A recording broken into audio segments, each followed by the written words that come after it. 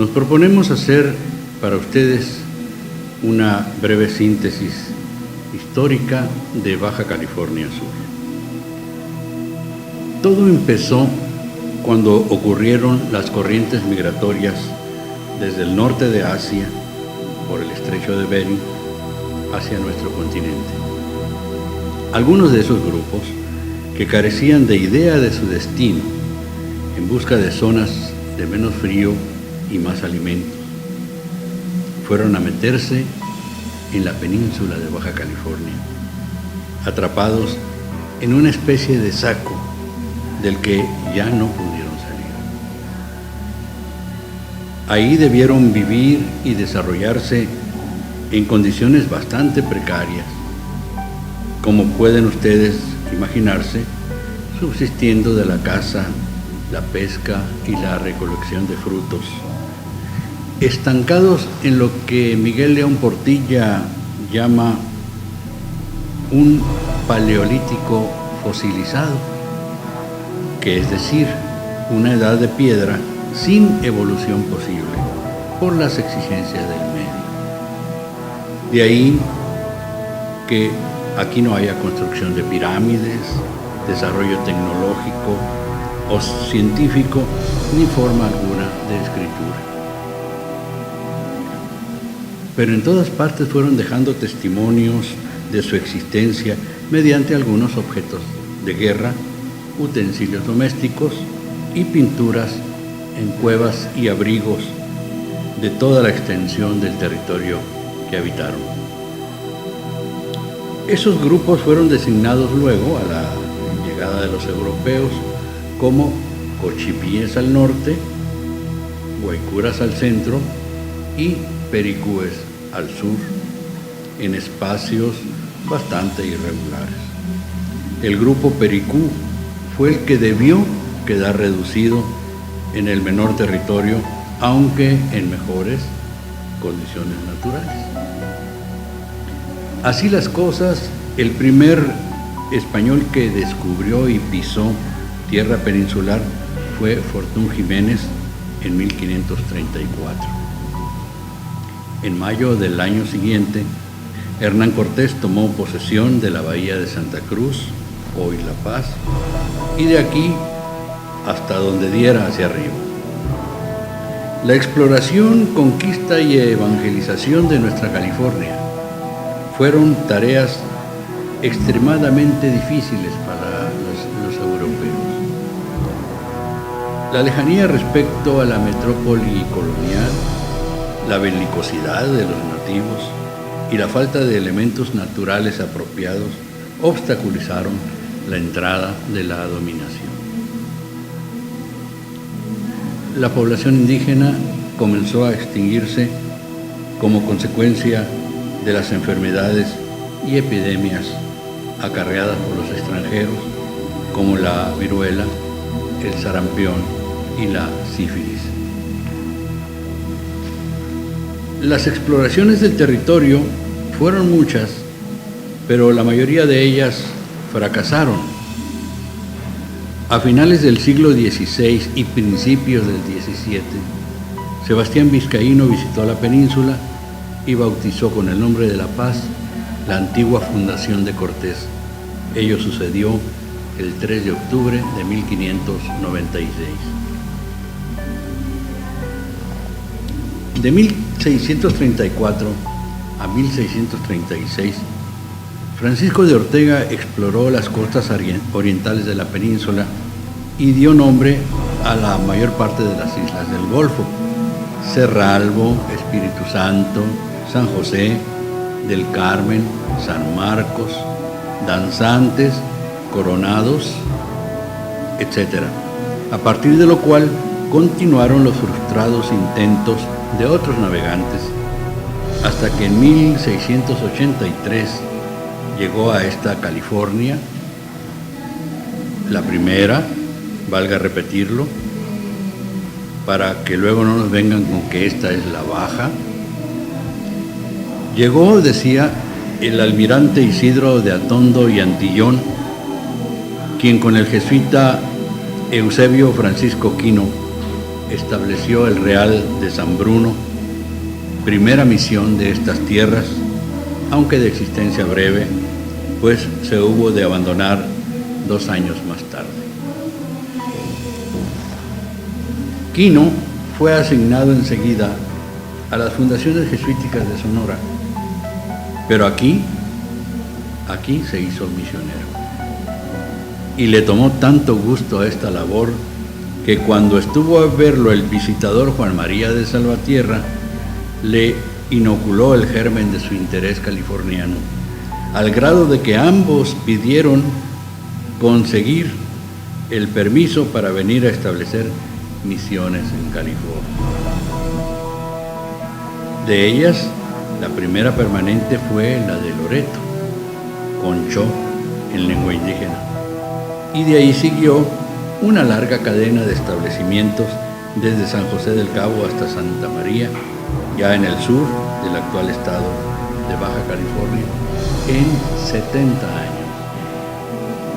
Después de la salida de los jesuitas en 1768, se pasaron los dominicos a los franciscanos, quienes en 1773 las entregaron a los dominicos. Durante más de 2 siglos, el territorio comprendido entre la extremidad sur de la península hasta más al norte de la ciudad de San Francisco, donde vivió el personaje y nació la leyenda del zorro, por tanto el zorro es californiano. Todo eso se conoció con el nombre de California, perteneciente al virreinato de la Nueva España. En 1804 fueron separadas las 2 Californias, Alta y Baja California, y a cada una se concedió gobierno propio.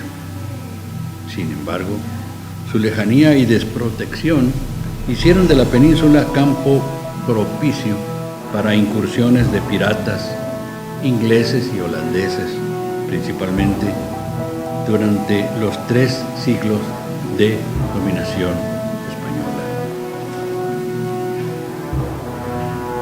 Las noticias que llegaban a las misiones en relación a hechos de armas libradas durante la lucha de los mexicanos por la independencia eran pocas e inexactas.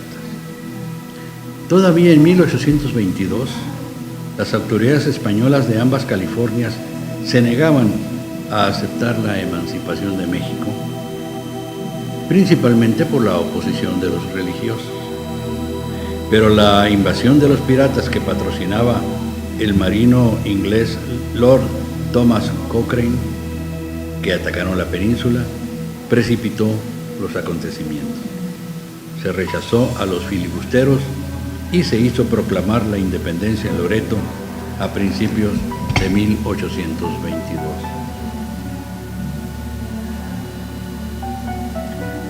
La Constitución de 1824 determinó que la península formara parte del territorio de las Californias.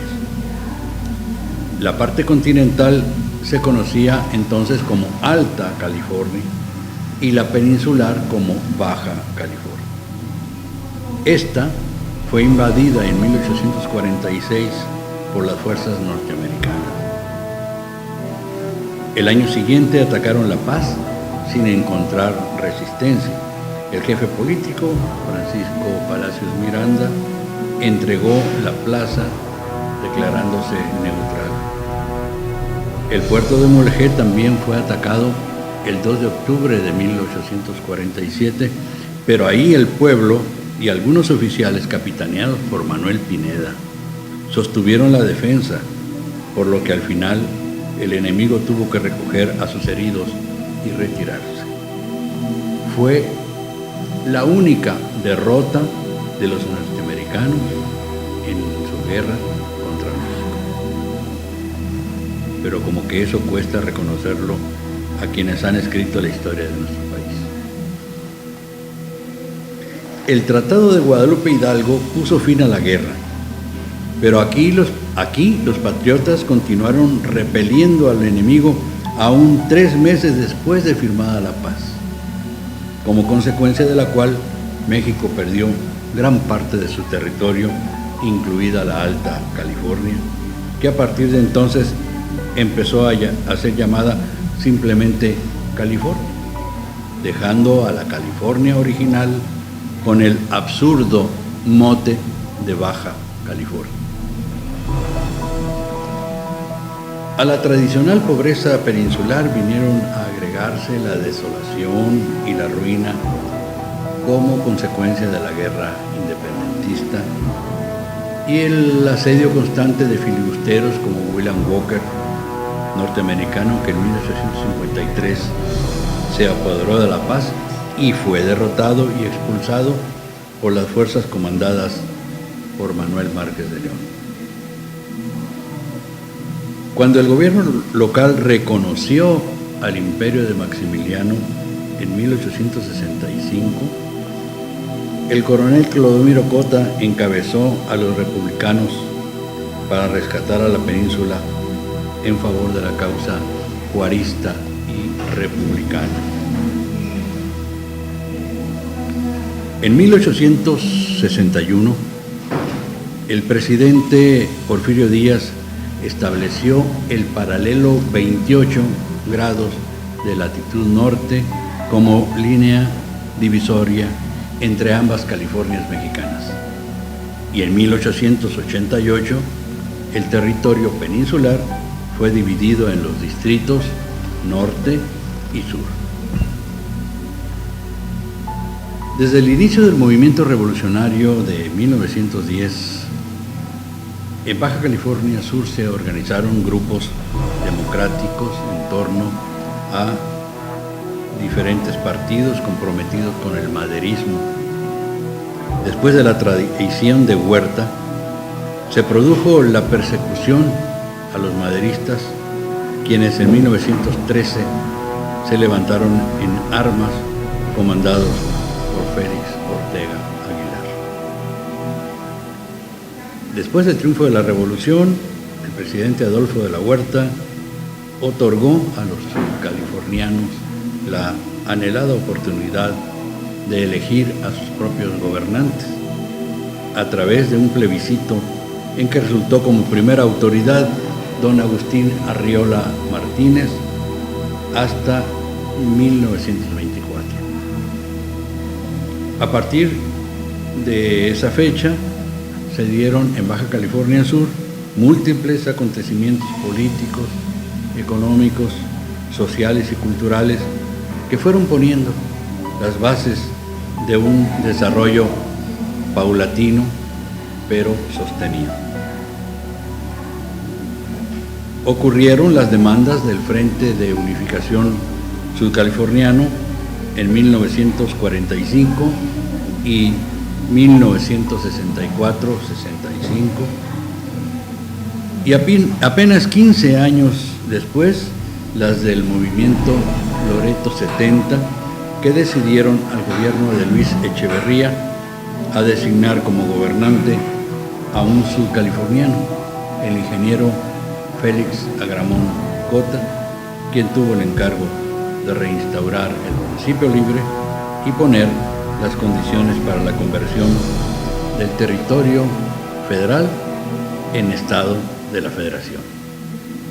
Ello ocurrió mediante decreto del Congreso de la Unión, fechado el 8 de octubre de 1974. Se convocó a elecciones del Congreso Constituyente, el cual redactó la nueva Carta Estatal promulgada el 15 de enero de 1975. Y hasta aquí esta síntesis.